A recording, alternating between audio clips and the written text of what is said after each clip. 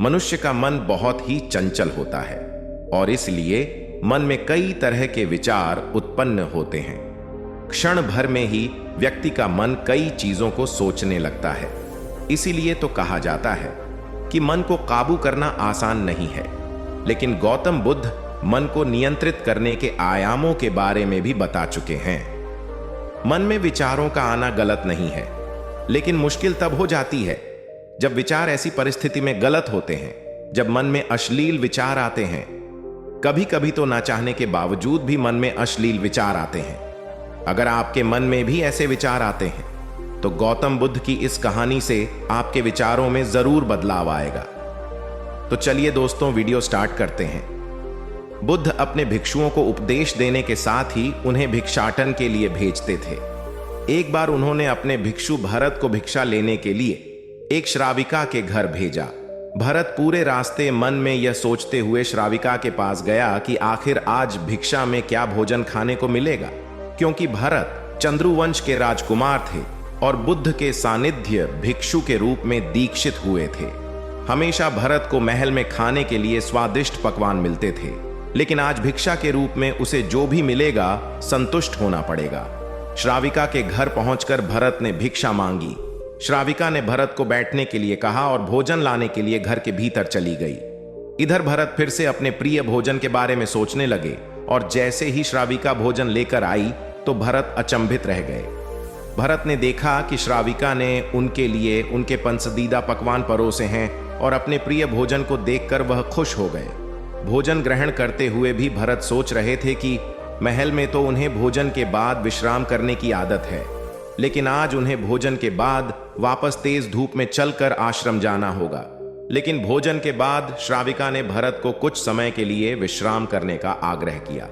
भरत फिर से खुश हुए कि आखिर आज उनके मन की सारी इच्छाएं कैसी पूरी हो रही हैं। इसके बाद भरत कुछ देर विश्राम करने लगे, लेकिन विश्राम करते हुए भी लेटे लेटे वह सोचने लगे कि आज तो मुझे भोजन के बाद विश्राम करने को मिल गया, लेकिन ऐसा रोज रोज नहीं होगा।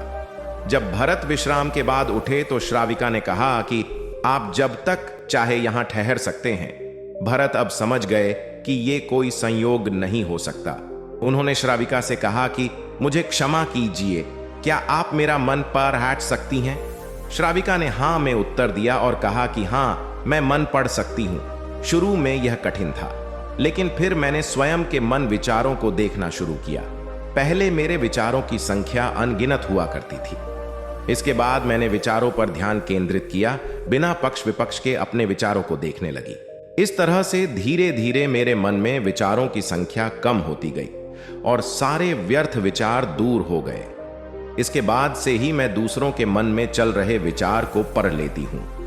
हालांकि श्राविका की बात सुनकर भरत घबरा गए। इसके बाद भरत ने श्राविका से आज्ञा ली और आश्रम के लिए निकल पड़े।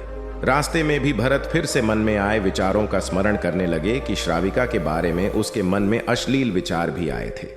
श्राविका ने उसे भी जान लिया होगा, वह मेरे बारे में क्या सोचती होगी। भरत खुद को लज्जित महसूस कर रहे थे। भरत ने आश्रम पहुंचकर गौतम बुद्ध से कहा कि अब मैं कभी भिक्षाटन के लिए नहीं जाऊंगा। बुद्ध ने भरत को पास बुलाया और कहा कि क्या हुआ है, तुम मुझे सारी व्यथा बताओ। भरत ने सारी बातें बुद्ध को बताई। इसके बाद बुद्ध ने कहा कि अगले एक हफ्ते तक तुम भिक्षाटन के लिए उसी श्राविका के घर पर जाओगे, लेकिन तुम्हें इस बात का ध्यान रखना होगा कि कल भिक्षाटन के लिए जाते हुए तुम अपने चित्त को पूरे होश में रखना। तुम्हारे भीतर क्या विचार उठे उन पर ध्यान केंद्रित करना और यह भी ध्यान रखना कि तुम्हारे मन में कौन सी वासना उठ रही है।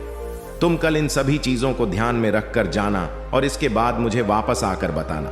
अगले दिन भारत भिक्षाटन के लिए गए। बुद्ध के बताए अनुसार वह पूरे रास्ते अपने होश को जागृत रखते हुए चल रहे थे। जब श्राविका का घर आया तो भरत ने भिक्षा मांगी। उसके भीतर कोई वासना नहीं थी और ना ही कोई विचार उत्पन्न हो रहे थे, क्योंकि उसने अपने मन को पूरी तरह जागृत रखा था। भरत ने भिक्षा ली और आश्रम चला गया। भरत ने बुद्ध को प्रणाम किया और कहा कि आज उसे जिस आनंद की अनुभूति हुई वह पहले कभी नहीं हुई।